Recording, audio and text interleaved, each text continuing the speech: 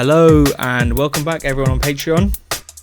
We're back in the studio once again and I'm doing essentially using another reference track as inspiration, and I've kind of built a little idea to start us off today and we're just going to dive straight into this. I've got about another hour to power through this video. Very different style tune today we're going to be making. Just a bit more of like a rolling bass and a kind of rock solid straight drum groove. Really simple track as you can hear, but then it just has like a lovely flow and energy to it. This is actually one I heard on a Marcus Intellect's mix somewhere. So I've been going back and listening to all these artists that kind of inspired me in the beginning and actually falling in love with kind of this style of drum and bass that I used to go dancing to and raving to a lot. So yeah, this is what we're working with. So that's the reference track, and then I can show you kind of where I am in my version. So slightly different drums obviously.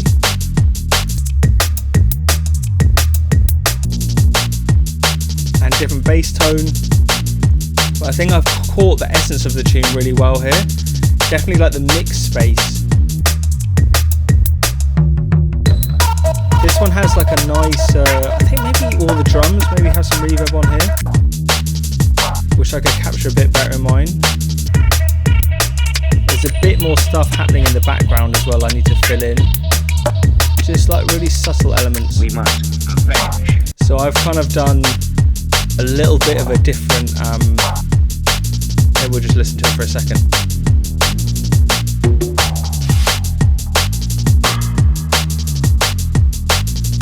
We must avenge. Get to our friends.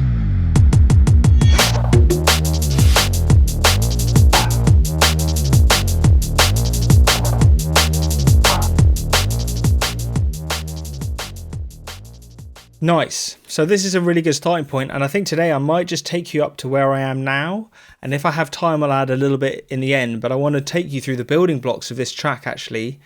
Let's probably start with the drums because it seems like the most sensible place to begin with. What we have here is I've just got a kick. So the drum bus has a bit of processing on, but this is just a kind of a flat kick from a UK Garage sample pack. So it's just a nice weighty kick, but one thing I am doing is layering this snare here, which I think, so without the nice like fizzy upper end, and this one is a bit more of the knock and is a bit more woody.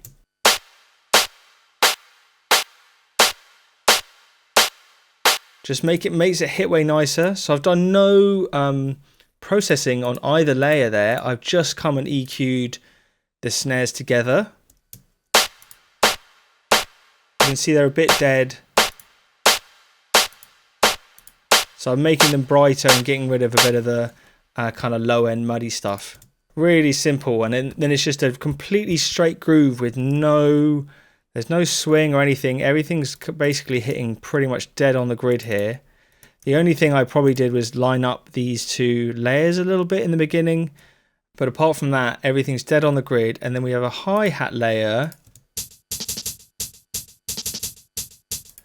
which is from a drum break.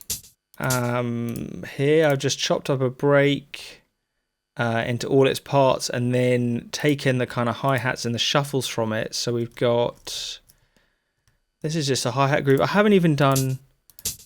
I've done a little bit of velocities with the hats I can see, and then a little bit of kind of swinging just to get the groove right with the shuffles.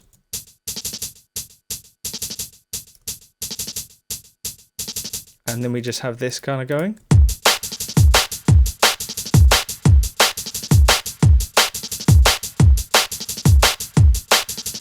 One thing that's happening with this snare I can see is, or I can hear, is a bit of reverb.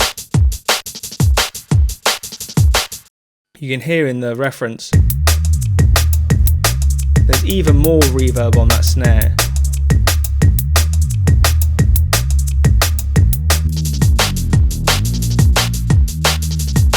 And that is basically how simple the drums are. That is kind of it. And then I bring over more effects and I layer on top of that, but that is the foundation. And actually, maybe I'll just show you a bit of the processing. So I've taken it from, the EQ is probably the most impactful thing here, which is making it once again a bit brighter, controlling the mids a bit.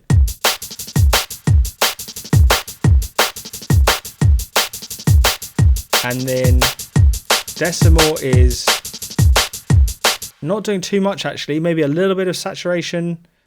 And I do this trick with a filter where I, just to boost the high end actually a little bit more, you kind of use a resonance on a filter, a low pass filter, and then you just bring it in a little bit so you can hear.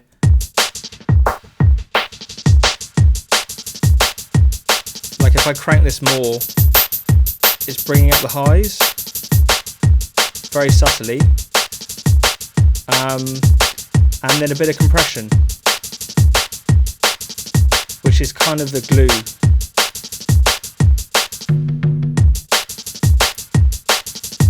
It's definitely making it a little bit louder there. I'm boosting it a bit with this compression, just in level. But those things, you know, the little bit of saturation and the compression there are basically just making all of these elements sound more like they come from one kit. I'm not coloring the sound too much. I'm just gelling all of these elements together. And the EQ is the one where I'm doing the most tone shaping. So that is about as simple as you can get for the drums. And then every now and again, there's like a bit of a kind of drum fill. Now, yeah, maybe we'll go into some of these effects because they do sort of tie in.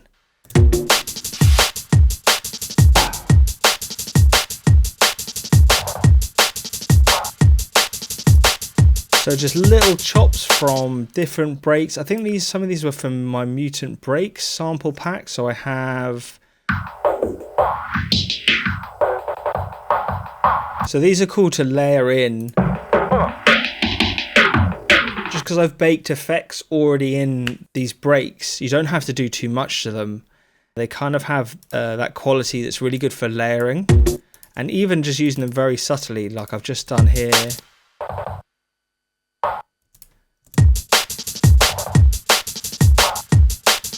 So yeah, layering, lots of these layers I'm using are coming directly on snares. If you look, like this is being layered on top of a snare. I think this probably is as well.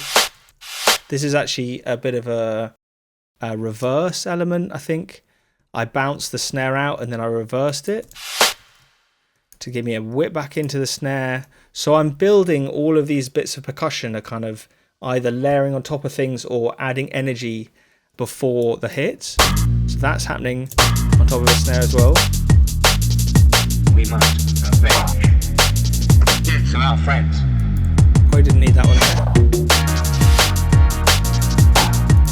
Nice. And then there's like a bongo, which I actually took from the original, from the reference track, which I thought was cool because it's quite lazy actually, the bongo. And so if you look at the MIDI, I've had to swing these second notes. And I got pretty close. I think I just took a sample from maybe Jungle Warfare, or this is actually just like a loop I found for the bongo. So I have...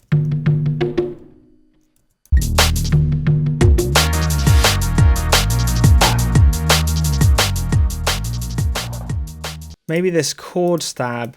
I think this is just like a minor dub chord I made in Serum with loads of I think I've just changed a patch that was from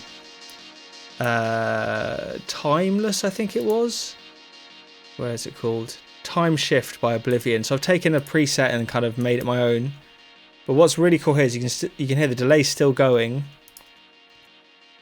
And I'm basically sending like a max 98 on the feedback, So I probably should have controlled it a little bit more, just where, so it doesn't ring on forever and ever.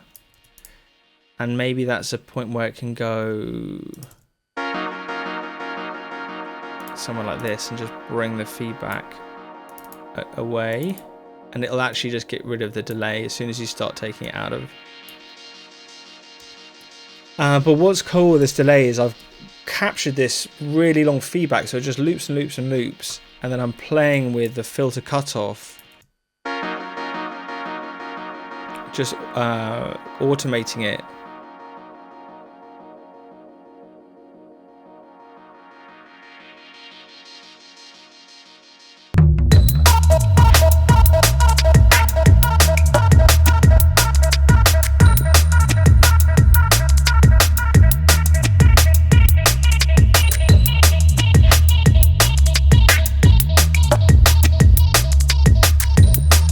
Yeah, so they've done an even better job with whatever that is there. But can you hear, you can really capture a sound in that delay loop, and then you can affect it afterwards while it's ringing out and give all this cool kind of motion and help it evolve.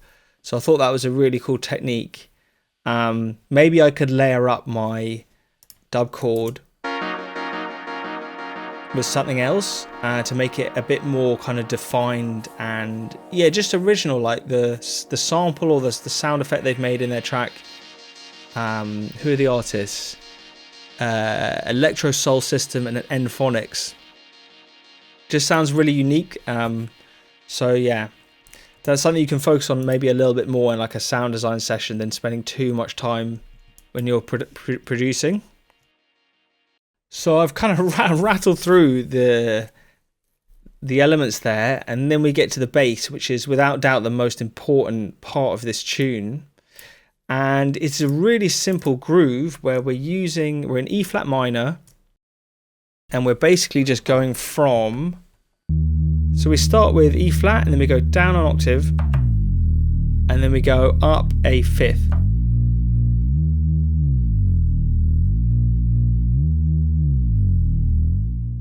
I've actually made this in Monarch,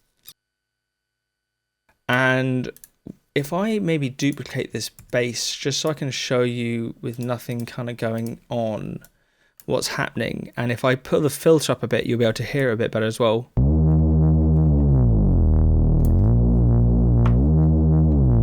So it's a really fat bass noise to begin with, and then I've filtered it right down. But what's really important here is I'm using this glide, and now the glide is making all the difference.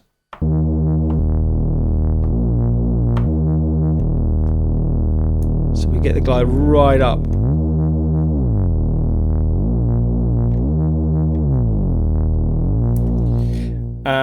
So you have to time the glide, and this is, I'm using always on, so the glide's happening every note. You know, once we get the,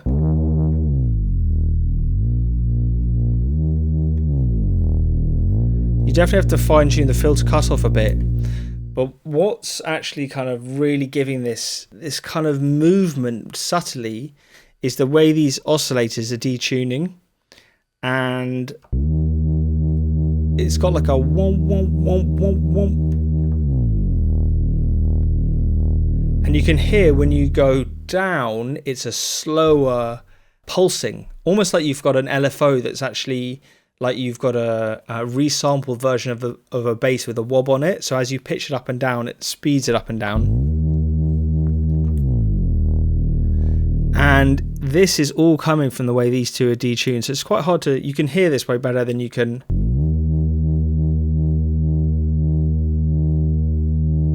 So that's really flat, but then you give it this.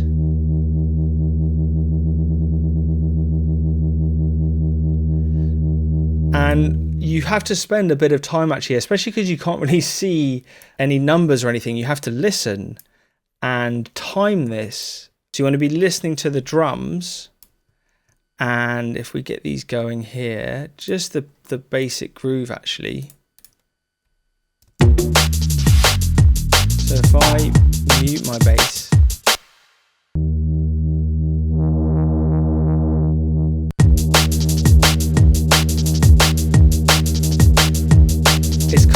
pulsing to the beat. And once you know, if I'm playing at like the root of C3 here, I'm playing at the root key of the track, I know if I go down an octave, it's going to play at half the kind of wob.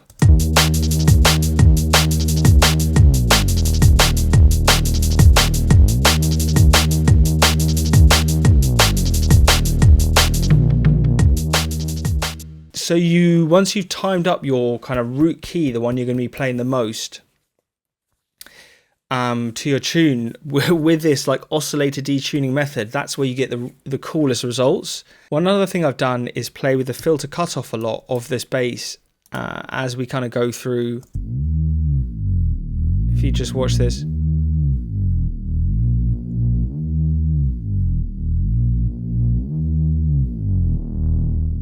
So that's giving it even more movement, and I have played with that detuning. I've got this high bass layer.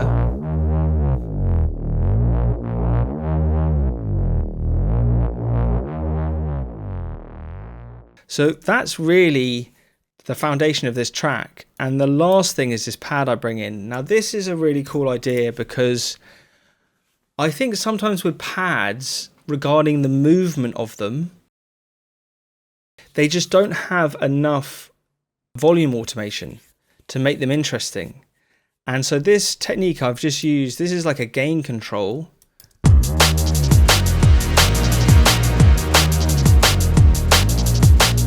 So what's making this pad sound really cool, this is from one of my sample packs as well.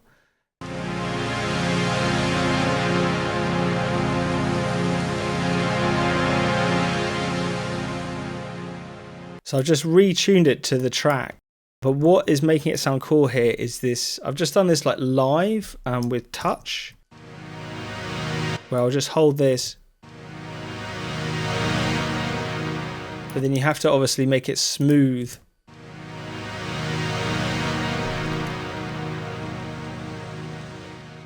Otherwise, you're just playing like a really simple like, you know, and you're letting the release and the attack control it more. But with using just like a gain control like this, you can make things sound much more natural, and it gives you that live as if you've done it on a mixer and sort of faded it in and pulled it out again. So yeah, really simple effect, but it's very effective there.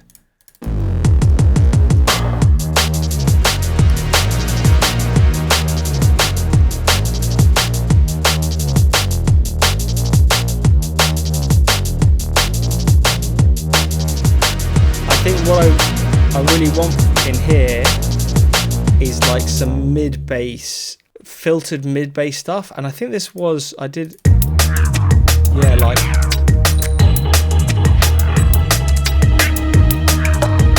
so I think I'm going to go in a different direction with my track, but I like that like raspy. Okay, so I think I found a better solution for this, and what it is, taking a really simple sine bass here, like an 808 bass, and then we've got the attack on it and a bit of release. So right now it's basically pure sine, and then I'm going to absolutely hammer it with distortion, and then once we apply the filtering after that,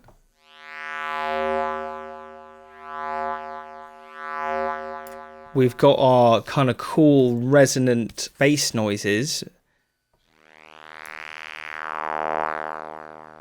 And then I can actually just play it in the key of my track, which is what I wanted to do. And maybe I'll record this now. So if I put that on input recording.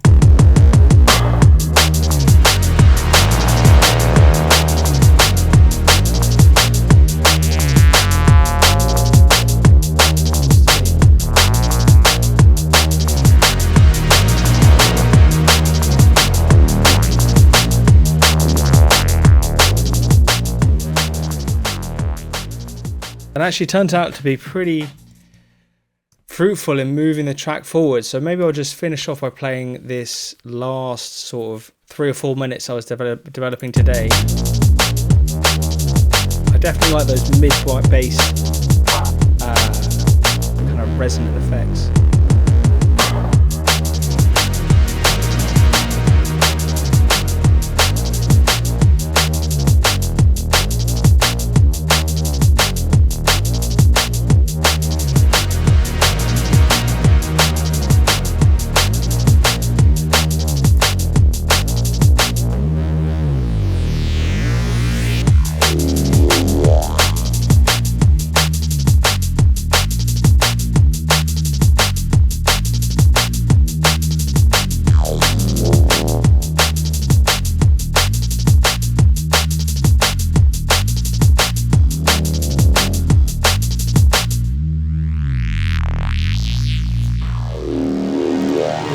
Wanted to hit something, didn't it?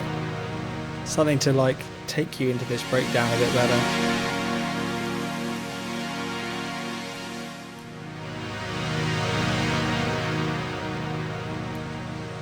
We must avenge the deaths of our friends. Yeah.